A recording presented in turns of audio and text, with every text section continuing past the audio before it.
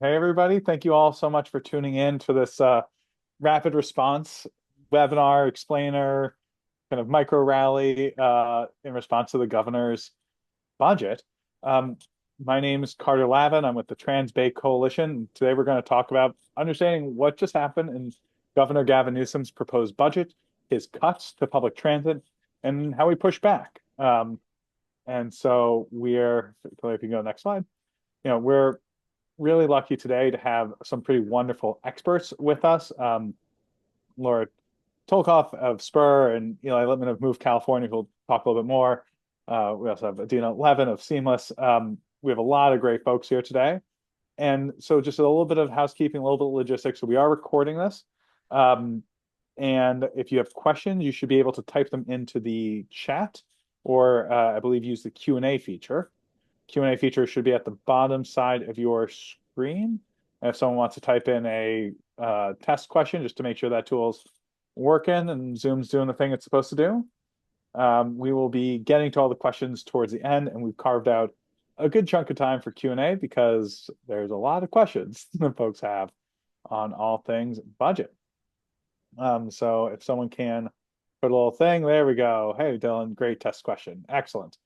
How many people are in this webinar? Good question. So far, we have 20 people 20 people tuned in from just recognizing some names from at least 10 different counties and more trickling through. And we had 120 people RSVP and lunch hour stuff. So we're excited for that.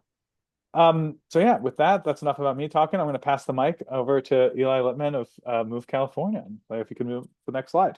Thank you.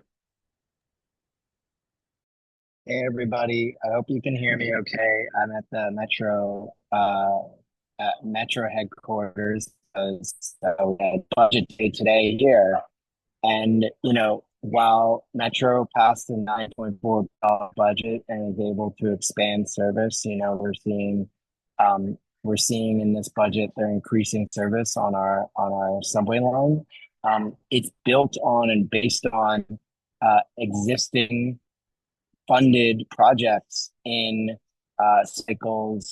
previous cycles that were funded through our greenhouse gas emissions and cap and invest programs. And if this budget passes, and you're going to hear more about that today, it will punch a huge hole in Metro's budget. It's going to have huge impacts on ridership and the ability of transit riders to make their bus connection, make the train connection, reducing service throughout the state.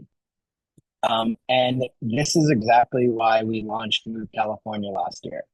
We knew that we would come to this point where we were going to need everyone from around the state pushing legislators, pushing the governor that transit matters to all of us and that transit riders matter. And so, we are building a movement statewide from San Diego to Shasta and from Berkeley to Bakersfield and every geography in between, regions large and small, rural, urban, exurban.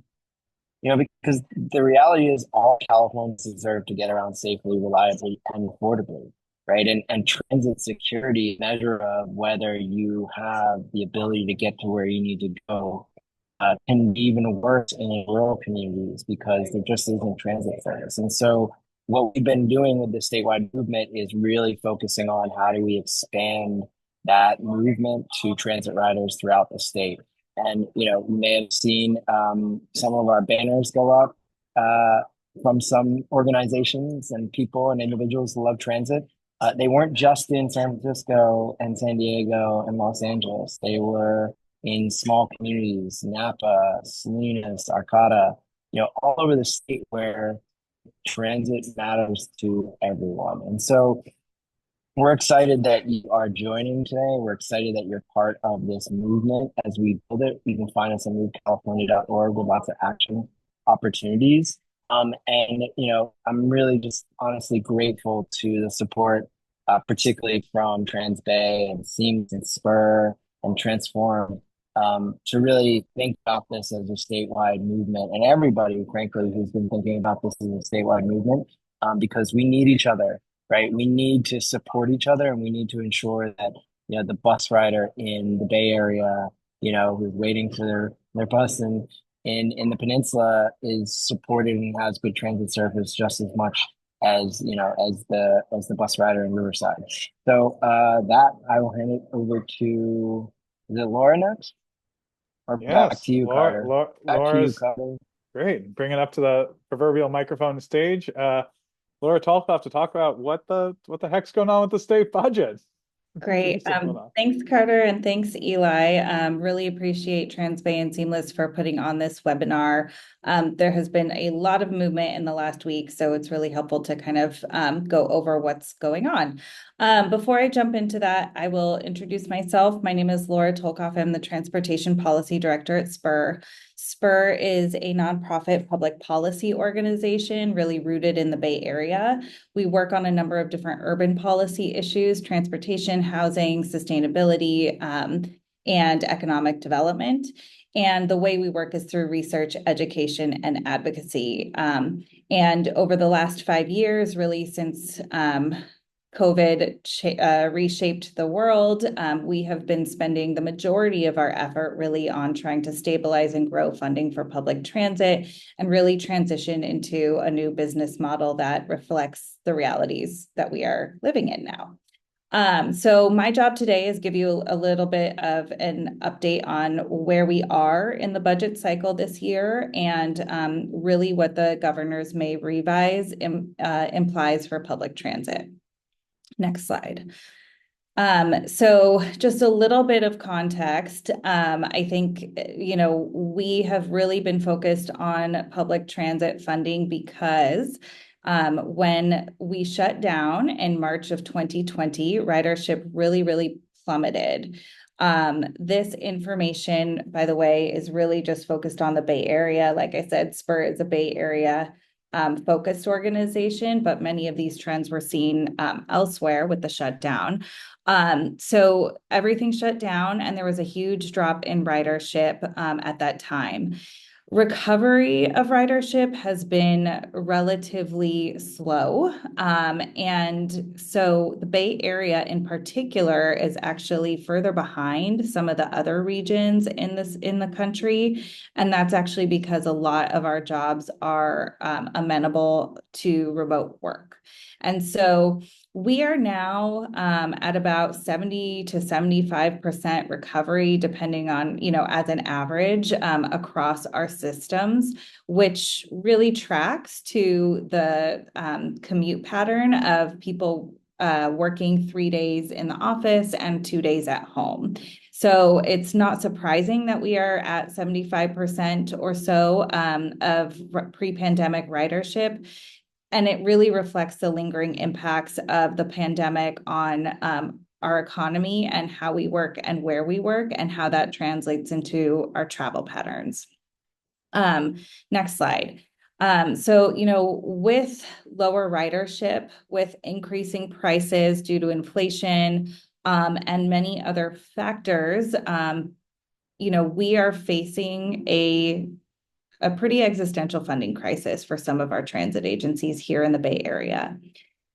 But we are not alone. In many ways, we are kind of the canary in the coal mine for others in the state. There's an estimate that I think more than half of all the transit agencies in California are going to have some sort of large operating deficit by 2030 and or face insolvency. And so, we are the first to see the real impacts of these shortfalls, but it's coming for others. And that is probably even more so after last week's revise.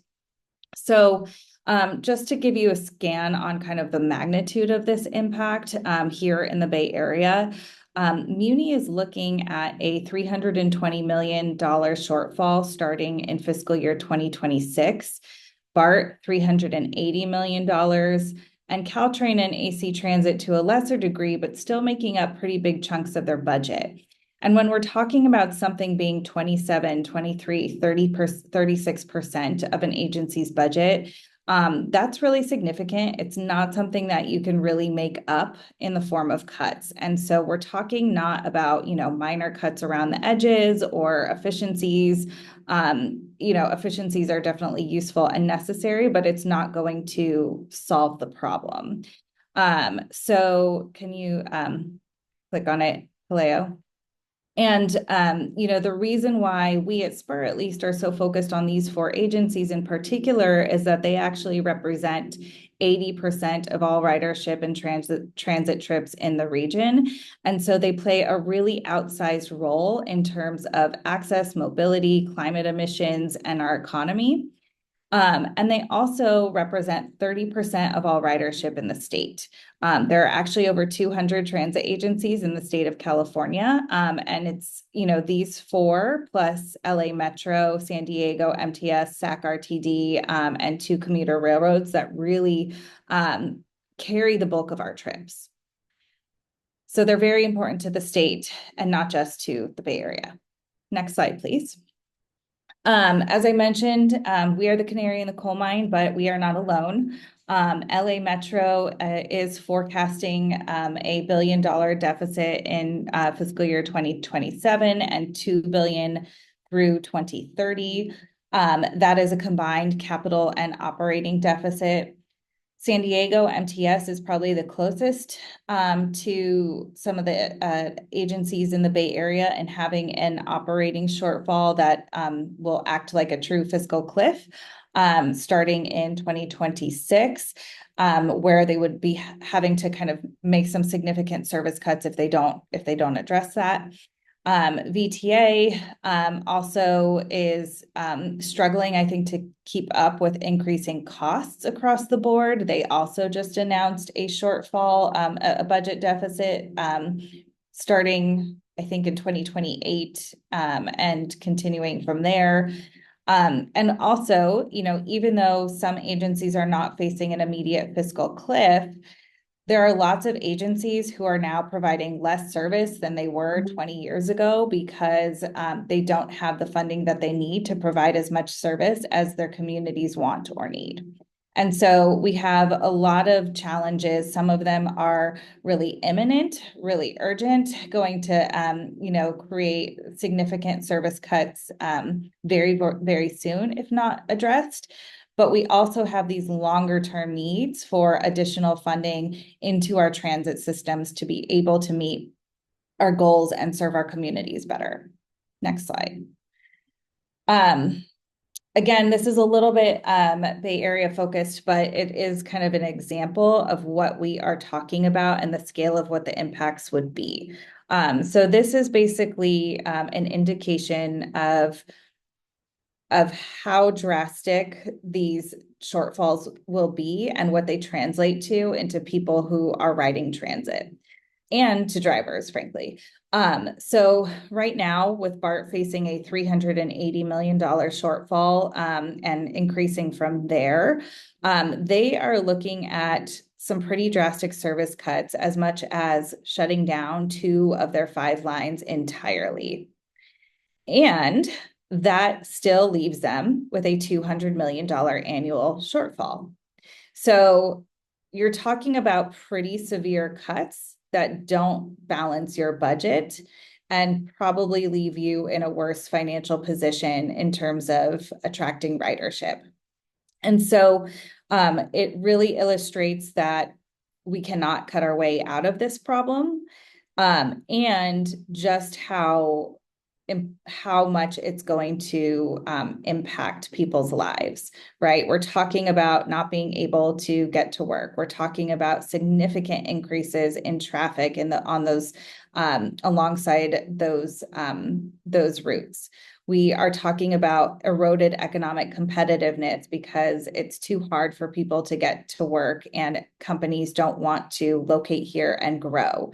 So it's really this problem that is going to have a ripple effect across our entire region if we lose transit. Next slide. What also I think is really important to consider, particularly on a statewide scale, is that there's a lot of talk about the cost of eggs being $9 to $12 a dozen, but transportation is the second biggest cost for Californians, second only to housing. And so, being able to rely on taking the bus or the train for some of your family's weekly needs really means that you might be able to get by with one car instead of two. And in San Francisco is actually the only county, it is a city and a county, in the state where the average car ownership is less than two. And you can think about just what it costs you to add a second vehicle in your family. There's a cost of owning it. There's a cost of insuring it. There's a cost of filling up the tank. And all of those things are going up with tariffs as well. And so what's really important is that if we are going to have a more affordable California, if we are going to have a California for all and take affordability very seriously, there really is no path towards a more affordable future without public transportation. Households spend, 50 to 58%, 80% of what would normally be considered affordable in places like Oakland or San Francisco that have a lot of transit so that people can own fewer cars. Whereas places like Salinas, which really doesn't have much transit, and Sacramento, which also, even for a bigger city, still lacks adequate transit, people are paying a lot more out of their household budgets to be able to get around. So again, really, we don't see a path towards true affordability in California without robust public transit. Next slide. And so given the fact that we have a lot of transit agencies in crisis financially, and a lot of agencies with significant needs on the horizon, we worked with Senator Arreguín and Assemblymember Mark Gonzalez to request $2 billion in new flexible funding for public transit across the state.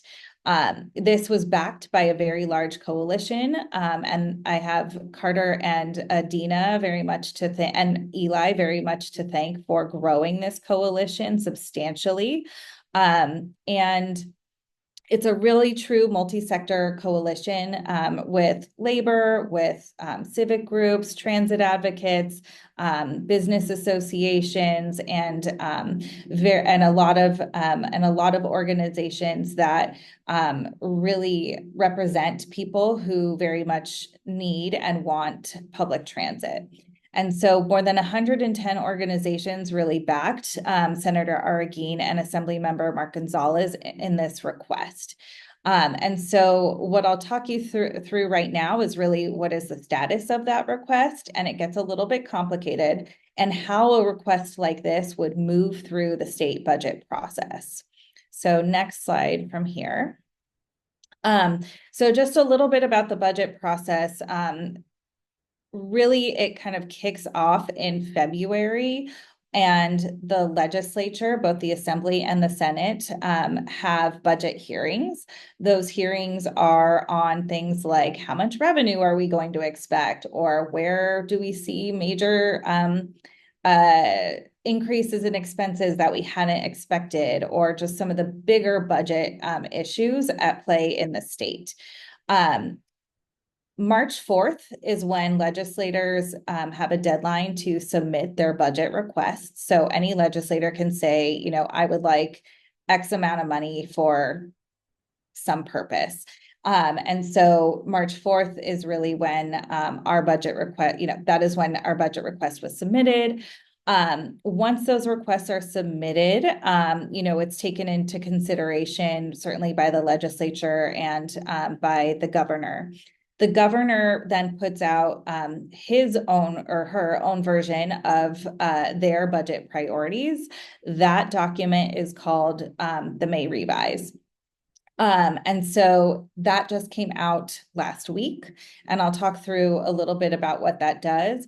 But effectively, where you see that red icon, it's really, this is where we are. We are now in the mode of responding to the governor's proposed budget and his priorities. And that then becomes a negotiation. And that negotiation takes place between the budget leadership of the Assembly and the Senate. And so both of those houses are going to put together their priorities, and really that budget, the budget negotiations really kick off formally with the governor's May revise. There are typically some hearings. I think they just finished around what the governor's proposal is. The legislature will get advice from the legislative analyst office about what the budget means and what some of the policy choices and considerations they might need to make. So those have just wrapped up, at least on the transit issues. I think they might continue on some other issues. June 15th is when the state budget has to be adopted by law. Now, this year, and in most deficit years, that deadline is sometimes ceremonial.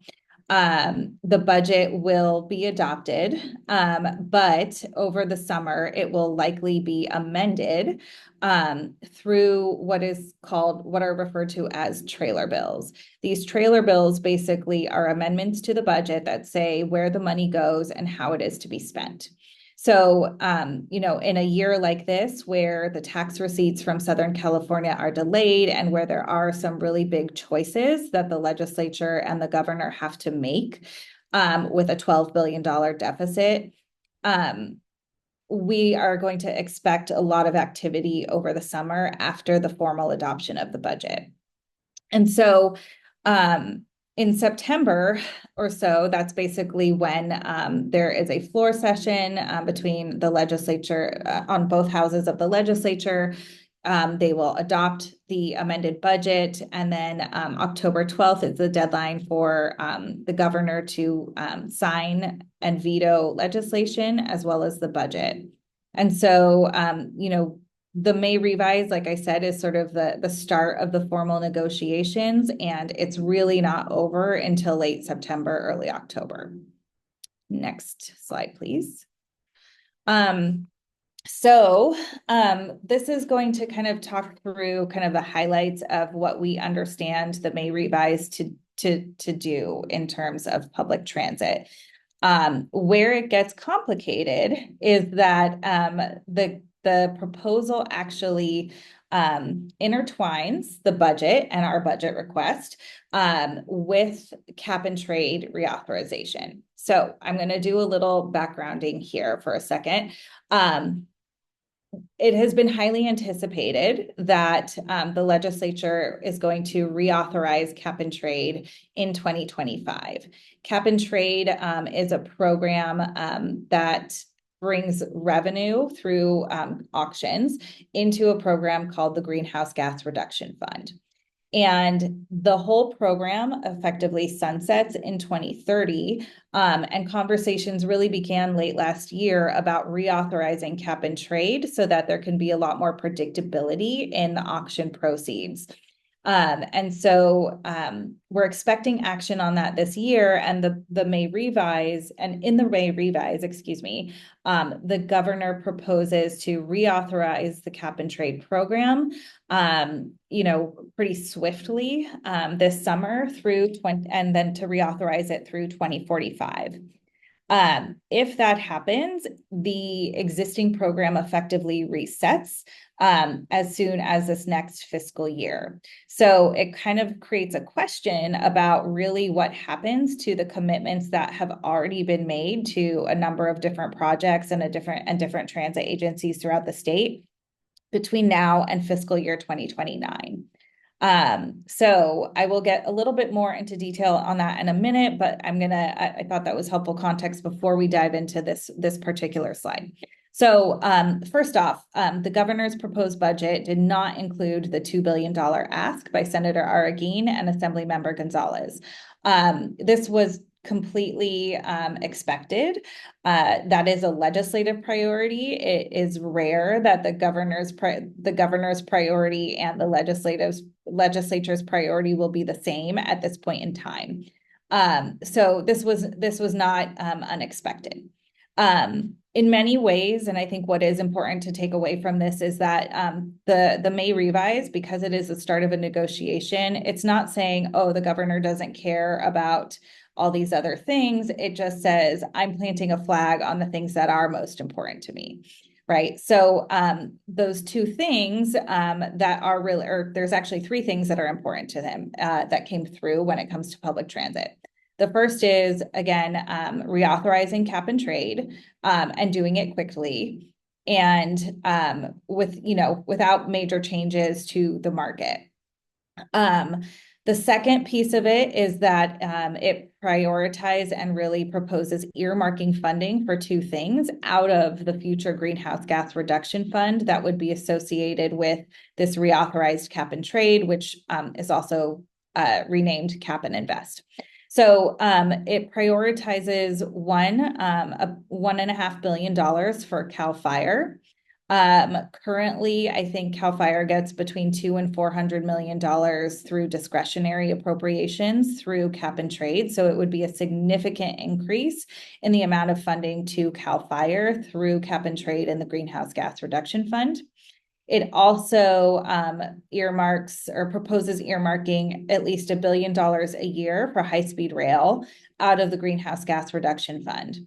Currently, high-speed rail is one of the programs that has a continuous appropriation, which means it gets money every year by law from the Greenhouse Gas Reduction Fund. It is 25% of the auction proceeds by law.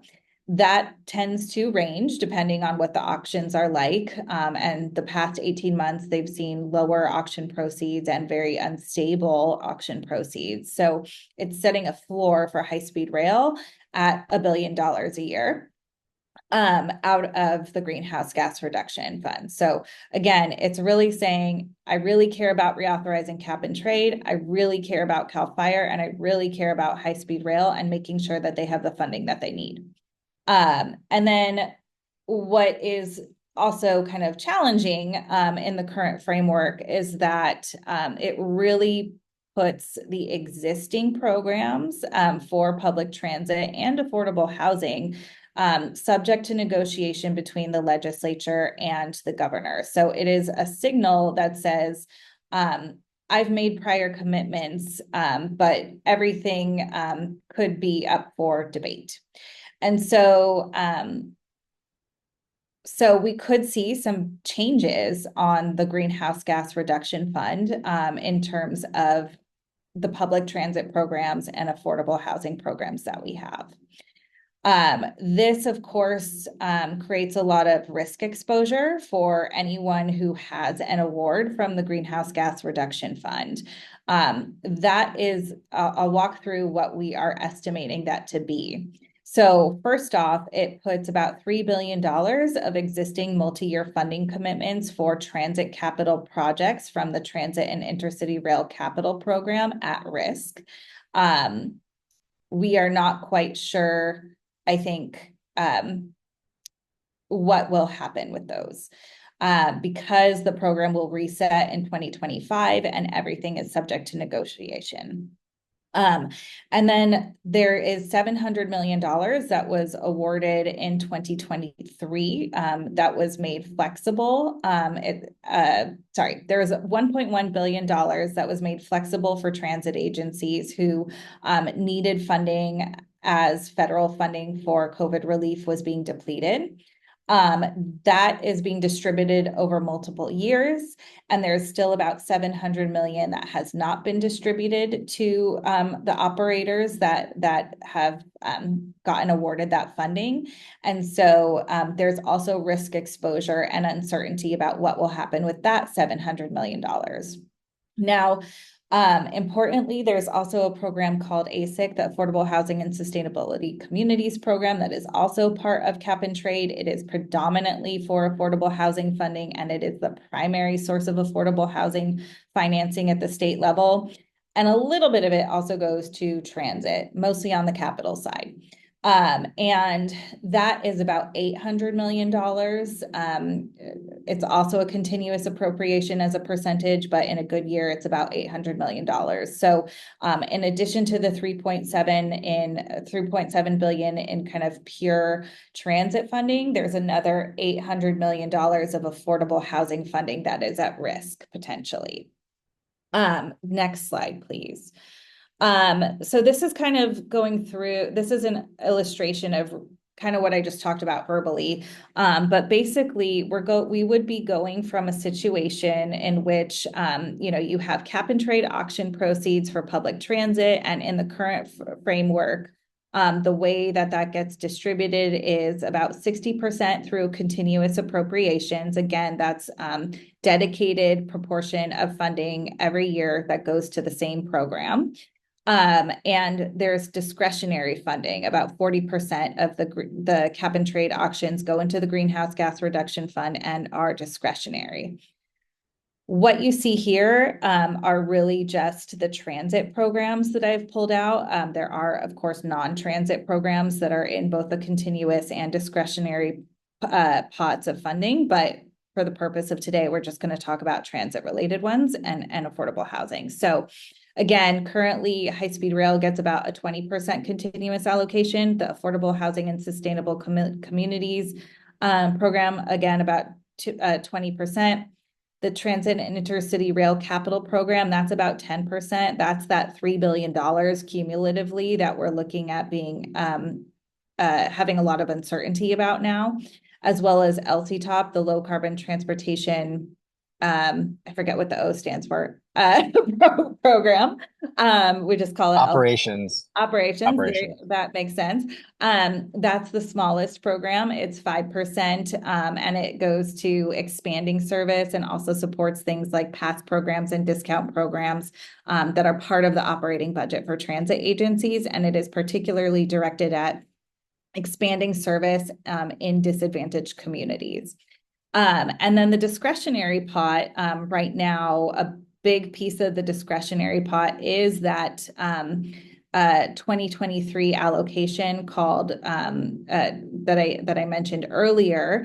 It is the Zero Emission Transit Capital Program, but it also is flexible and can be used for operations. That's the $1.1 billion that I mentioned, of which 70%, $700 million still has not been distributed and is at risk. So we're going we're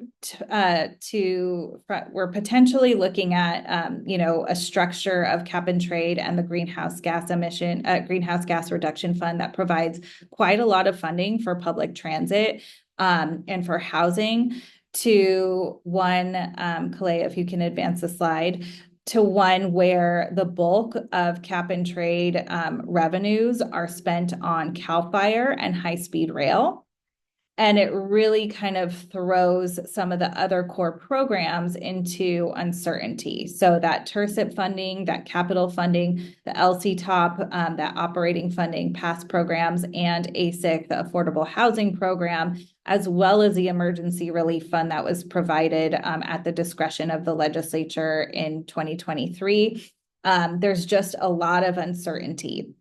The other thing is that if the state does reauthorize cap and trade without changing anything on the market side, we are looking at having a smaller pot of funds. And it is smaller because there isn't more revenue. The market structure doesn't change in a way that brings more revenue every year into the bucket of auction proceeds and into GGRF. And also because you have higher investments for CAL FIRE and high-speed rail that are going to take up a larger portion of that total bucket. So the amount that's left over for anything else is expected to be smaller. So again, that's another reason, not only like there is uncertainty, both because the governor's budget was pretty silent on these 4 programs, but also because if it is reauthorized as is, there will be less funding. Next slide. Okay, so what does this all mean? one, the path of our ask is a little more complicated now because the governor has linked that fight for $2 billion in new funding from the budget to cap and trade reauthorization. And so, that makes things a little bit more complicated. It can certainly make the messaging a little more complicated. But the upside, if there is any sort of silver lining, is that, everybody has something to lose, which means everybody should care about what is happening with this. And so I mentioned earlier, yes, the Bay Area has some really imminent, urgent needs, but now everybody has those needs. And so every district around the state is pretty much going to be touched by the level of uncertainty and risk exposure that is coming your way in terms of what happens to those multi-year grants that were awarded to your cities or in your district through 2029, and what happens to those funding programs that you relied on after 2030. So I think it really is something that it could have some pretty monumental impacts across the state, and is something that people should be concerned about. The second major thing, as I mentioned a moment ago, is that, if things aren't changed, we're expecting kind of a smaller pie, even though we have growing needs. And so there's less funding for transit overall and probably a lot more competition for that same shrinking pot of funding. Again, the way that those programs distribute the funding is kind of on a 5-year cycle. So let's say your project gets $1 billion, you might get $200 million a year for 5 years. Now there's a question of, well, what happens in those last few years to my grant? So that creates a big challenge for anyone who is planning a capital project, seeking matching funding from the federal governments for a capital project, perhaps midway and already contracted construction is underway on a capital project that was counting on that funding. It also really calls a question and casts a lot of uncertainty around the emergency relief funding from 2023 that transit agencies were really counting on in order to kind of run service. And so, everyone is still, I think, calculating the exact numbers and how they will impact their budget. But it really is kind of the difference between being able to run another year of service or flipping a switch tomorrow. I'm being a little dramatic, but agencies are going to have to make pretty significant cuts if they cannot count on that funding. Okay, next slide. So actually that brings me to the end then. So I hope you're appropriately worried. And now I am going to to leave it over to Carter to tell you, how you can help. There we go. Thank you, Laura. I really appreciate you being in the bowels of the State House, wrestling and wrangling with all this information and all these different shell games and things like that, as people are commenting about. That is a lot, and I really appreciate you doing that, and I'm very grateful I don't have to do that. So, that's the bad news. You want to talk good news? Cleo, next slide. Let's talk about what we do now. So, one, I want to be just very clear, which I think is kind of a nice level setting. We've seen this before. We've actually seen a worse version of this before. So I know this feels really like we just got kicked while we were down in terms of the governor and the budget. But actually 2 years ago, the governor proposed cutting $2 billion in transit funding. And that we basically flipped out. So we had a good inside game. Those are the lobbyists, the people who have blazers and maybe a tie even, who go to a dry cleaners, and folks who have contact with those and elected officials. And those of us also on the outside, rabble rousers, blocking traffic, doing all sorts of things. And we got 10,000 people calling and writing to their reps. We made international news. My personal favorite is we got The Economist, which is a very, fairly conservative British magazine on business stuff, saying that protests work. as part of our things. We got the governor to reverse his $2 billion cuts and add $1 billion. So this coalition of folks that we're talking about here, plus or minus a few folks, we've already gotten the governor to swing a $3 billion in our direction. So what Laura's talking about is real serious. That's what we're up against. We've been in corners before. Cleo, next slide. And we didn't just wake up yesterday. We've been prepping for this. We've been training for this. So there's 115 organizations and growing across the state. And yes, we have kind of the big business associations and the transit agencies, the Bay Area Council, things like that. We also have AARP, the seniors, bike groups. A lot of unions are on our team. Immigrant and refugee rights groups, anti-poverty groups, climate groups. I think I mentioned disability justice groups. A lot of different folks are coming in because transit is for everybody, and everyone depends on transit, and transit means a lot of different things to folks.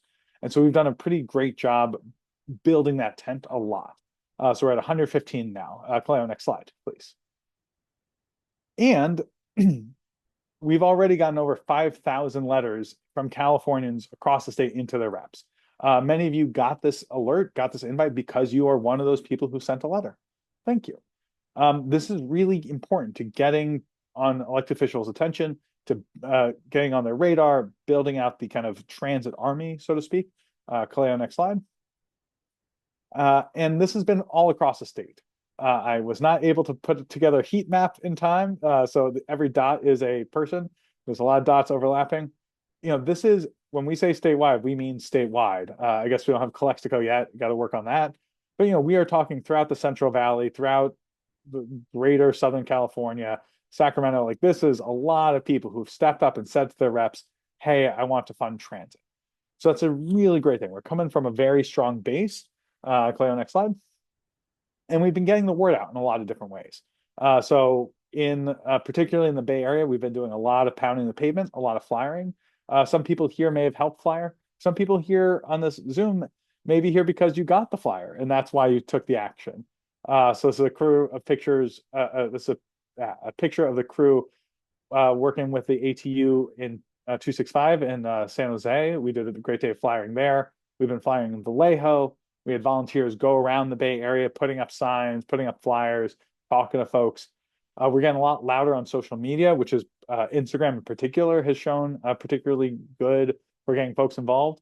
And this video is from one of our allies who I think is on this call. Hey, they're up in Humboldt, and he just did a very simple point and record video where he talks about what transit means in Humboldt, helping people understand that this is a statewide issue.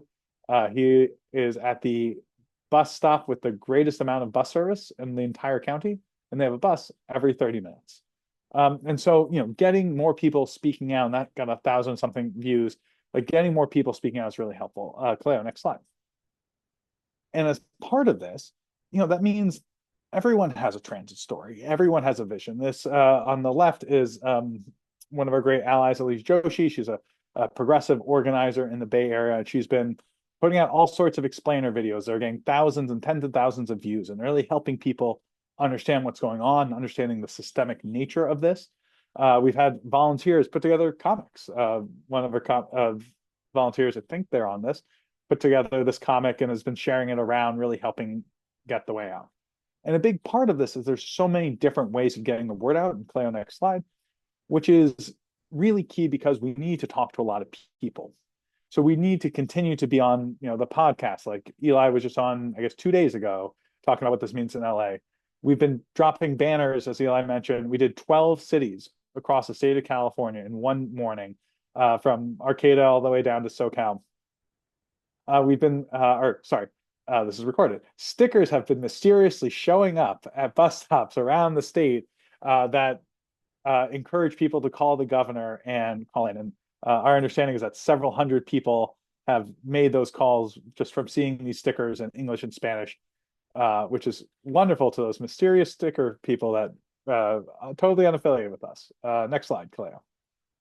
And so now we're at this key stage. So we've, as Laura said, we've been organizing. We fought, we asked for $2 billion. Gavin Newsom spat in our face. And it's like, okay, so now what? And so now is a part where we focus our push a little bit, because now there's the part where the governor and the kind of budget leaders get at the negotiating table. And on one side of the table, or what part of the table is the governor, and the other part is like a lot of different elected officials who are state assembly members and state senators.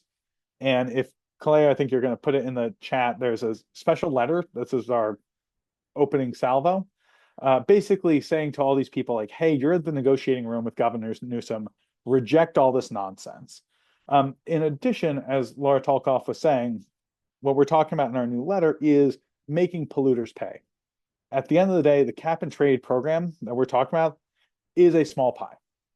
Good news is there's literally billions of dollars that this program could be extracting from fossil fuel companies, the biggest polluters who are cooking our planet and destroying our world, and that the state historically has given them a free pass.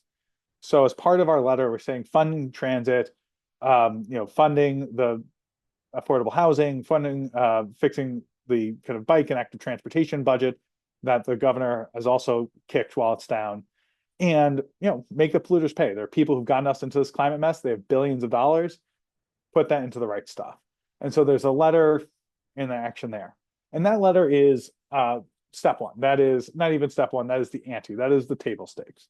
So for all those of you here who, you've already signed a letter, that's how you got it.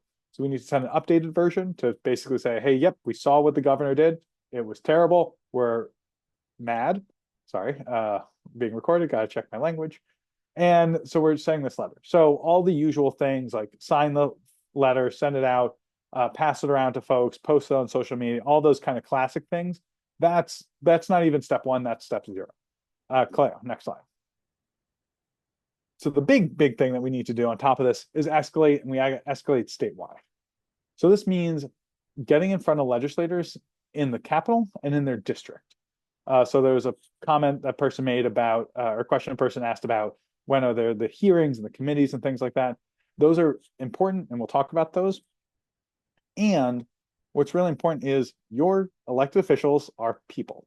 I know it's one of the most controversial statements I ever make. Elected officials are, in fact, people.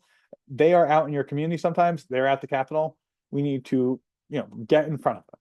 Sometimes that means we schedule a meeting, we have a face-to-face, we talk to them about it.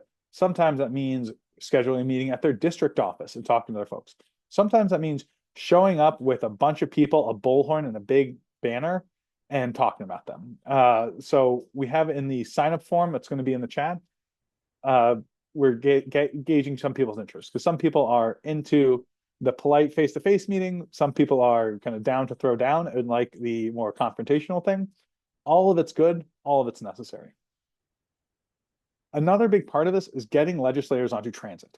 I recently, about a month ago, we did a great ride along with a suburban assembly member who we got them on a bus with us. We had, 7 transit advocates, several seniors, and a teenager. And one of the first things that the assembly member said was, I don't like BART. I don't like BART agency. And we asked them, like, okay, do you hate BART riders? What do you think about transit riders? I don't care. I don't care what you as an elected official think about LA Metro. I care what you think about Metro riders. And once we get elected officials onto transit, it is transformational seeing how much that really affects how they think about this issue. Eli, who's also an expert at getting electeds onto transit. Yeah. I wanted to highlight a story of how we've been able to do it here in 2 ways. One is inviting members of Congress to get on transit who are pro-transit, and we were able to do one ride along. We're working on some others, but we arranged it with the member of Congress's office. We took 2 buses with one of her constituents. That's key. You got to bring a constituent along. And 24 hours after we confirmed it, we said, you might want to let Metro know. We got the Metro CEO to also join us, even though we hadn't invited her. So it's a good way to get their attention, because they obviously want to get money from them. The other one we did was we had a supervisor, one of the board directors, make the comment after an incredibly challenging incident that happened on Metro. There was a bus. It was a really nasty incident, got international news. And she said, I won't ride transit alone. And I sort of scoffed because she wasn't riding transit before this happened. But I went up to her and I just said, hey, I'll ride with you. Let's go together. And she said, Eli, I'll do it with you. So I just was dogged with the staff. And not only did she ride with me from her house, a bus and a train, we had this incredible experience. She loves animals.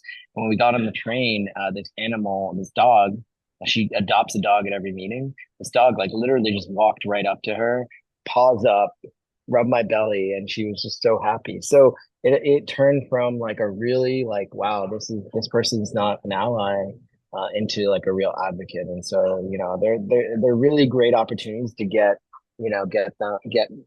key elected leaders, to engage. Yeah.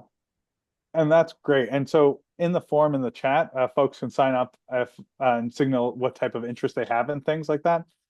And it is shockingly straightforward and fairly easy to do this. It's just a question of, okay, there are 120 state legislators in California, if I got my mental math right. And so they need to hear from constituents. They don't need to hear from me. I'm just some schmo in Oakland. So I'll reach out to mine. But like, they need to hear from you as a constituent inviting them for your bus. And I think I saw a good comment or question being like, but our bus service sucks. Like, good. Invite them to wait with you. And one thing I love about the transit ride along is when an elected official refuses to do it, and you get to have the conversation about saying, well, why don't you want to ride the bus? You get to make it becomes this great opportunity to say, yeah, so you see how that's bad, how you as an elected official have this ability to make this thing better. And so even if the answer is no, we can still use that as an opportunity to win them over, which a great part is like at the end of the day, we're not asking for that much money. The state of California has over $330 billion in our state budget. So this is very winnable. We just need to get in front of it. The other big thing, which since I'm being recorded, I'm not going to talk too much in detail about, but the California Democratic Party has their convention. It's coming up in Anaheim, and it's next week. That means the governor is going to be there, a lot of these elected officials, their staffers, the various local leaders, and we'd like to do something there. It does require being in Anaheim on those days, which is kind of short notice. But in that form, I believe, or Hilaire, I think if you could put my email address, my direct one, into the chat. If you are down to go to Anaheim on those days and do something theatrical, please let me know. Because then for the rest of this part, we're going to need to escalate. In past years, or 2 years ago, we did the transit funeral in Oakland and San Francisco, which we took giant like life-size coffins, mock-ups of buses and trains and things like that, and like did a eulogy, did the whole thing. Then there was also the Gavin Newsom kills transit kind of WWE professional wrestling style traffic blocking event. So as this goes on, we're going to need to get louder. And our big opportunity, flashing red one, is next week. And so love to get you all more involved. There's a lot of work that needs to get done. And so, yeah, I think with that, let's take a couple of questions before we're out of time and let people go back to their day. All right. So if you have more questions, you can put them into the chat, and I want to lift up some questions that have been put in the chat so far. So there was a question in the chat from someone who said basically, can you just explain a little more about cap and trade, cap and invest? What is this program? How much money does it raise overall, and how much has been going for transit and transit-related housing? Sure. I don't know if you want to go back a few slides. Cap and trade was a program that was set up, I think, in 2012 as a means to facilitate reducing emissions from various sectors, and also raise funding for climate-related needs in the state of California. Yeah, thank you. That's a good landing spot. I think I put in one of the questions a link to the Legislative Analyst's Office briefing that is in response to the May revise. It has a good overview of the history of the program. It also talks about some of the choices and considerations the legislature might make in responding to the governor's proposal, and for reauthorization generally. As I mentioned, basically there's a roughly 60-40 split of programs that get money year after year from the auction proceeds. And 40% that is effectively discretionary and is used to kind of address one-time issues and legislative priorities. So it might be increasing funding for forestry management one year, and it might be emergency funding for transit operations another year, right? And so this is kind of the way that it's structured right now.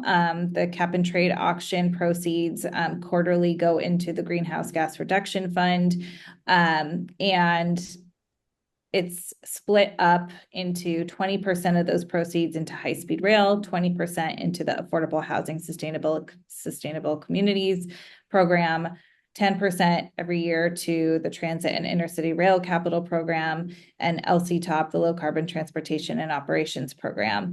So that is the totality of the transit programs that get money year after year from cap and trade. And then there's this discretionary pot. Like I said, it can fund a number of different things, but there is a portion that in 2023 went to kind of buoy transit agencies as the federal emergency relief funding started to be depleted.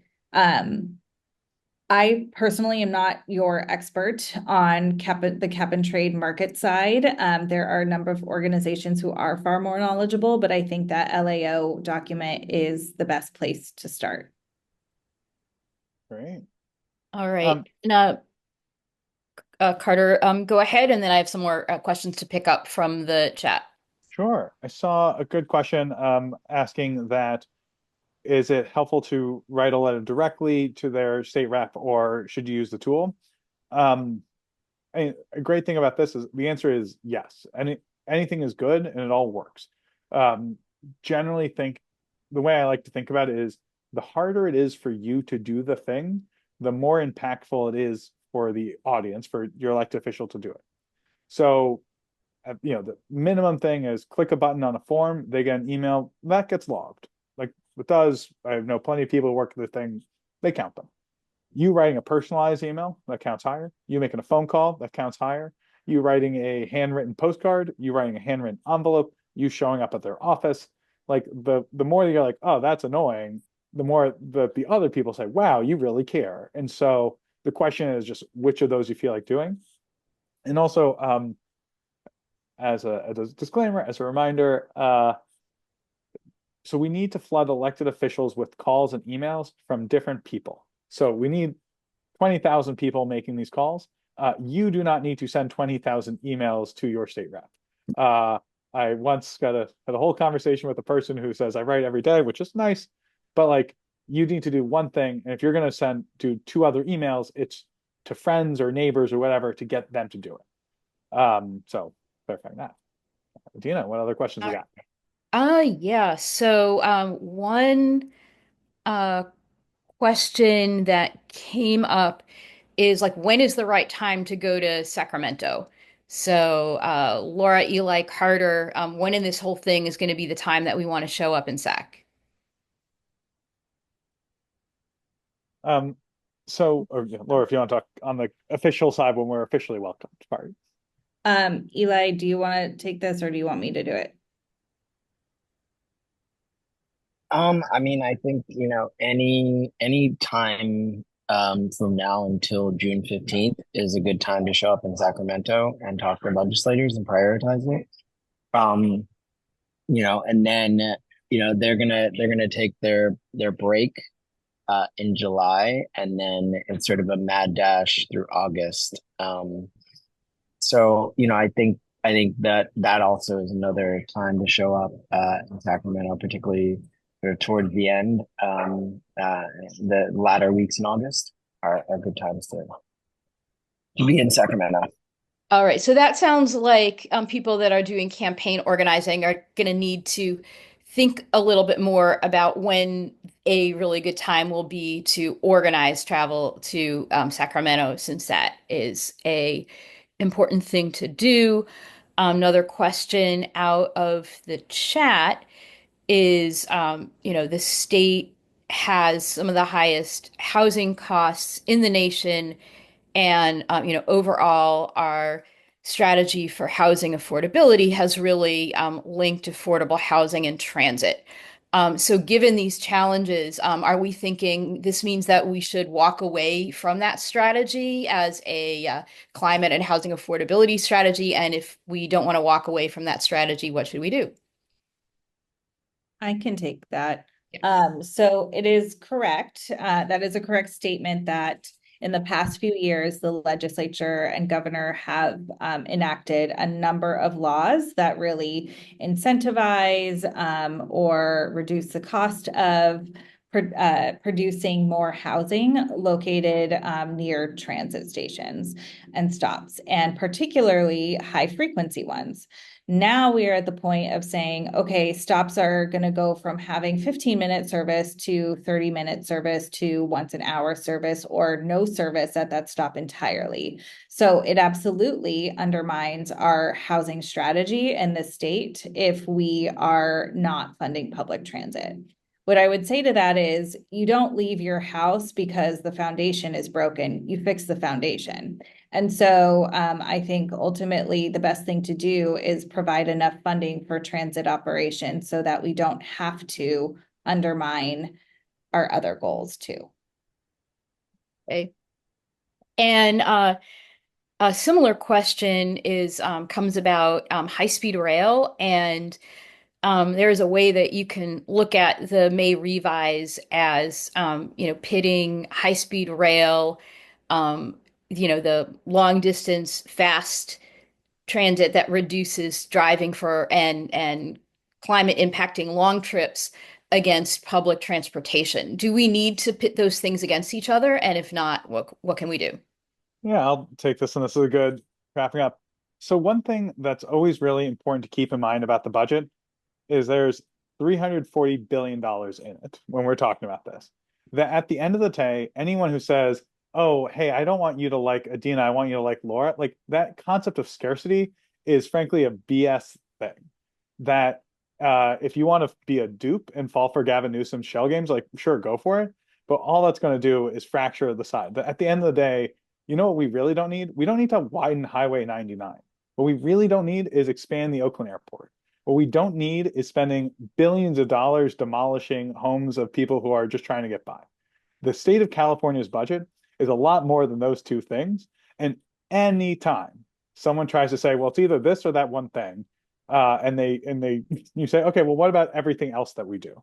And so a big part of this, because as we were saying, I think the number is it's about $1 billion that fossil fuel companies on the oil and gas side specifically get they get exemptions to this cap and trade from one of the past reauthorizations. It's like, okay, well, cool. Hey, Chevron, you have $1 billion, like Chevron, Exxon, all these folks, like we're going to include that. And guess what? Now we have more than enough for everything.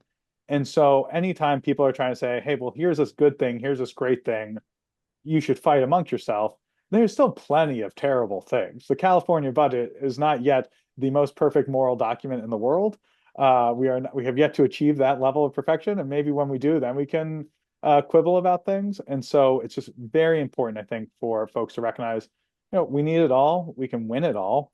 We've gotten Gavin Newsom to back down before. We got a $3 billion thing. It's just going to take a lot of fighting. It's going to take a lot of folks in Sacramento having respectful meetings where they talk about it. It's going to take folks in the street having very loud conversations in front of media. It's going to take a lot in between.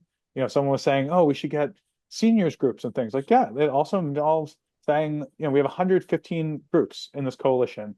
I have yet to ask every single Baptist church or Presbyterian church or temple or mosque or synagogue or atheist club. Like there's huge sections of California that this affects, that we need to say, hey, this affects you, come on in. And so I'm so excited for you all tuning in and joining up. Thank you for filling out the form to show what type of interest you have. so we can start annoying you about the right type of actions. And the good thing is it's all needed. So, like the person who made the web comic, the person who's doing the point and shoot videos on Instagram, like all of it's great. We need to get really loud. And now we're way over time. So thank you all so much for your time with us. Thank you to the fellow speakers, and Kaleo for doing the back end, making sure everything works out well. And Laura for your great expertise, as well as Adina and Eli.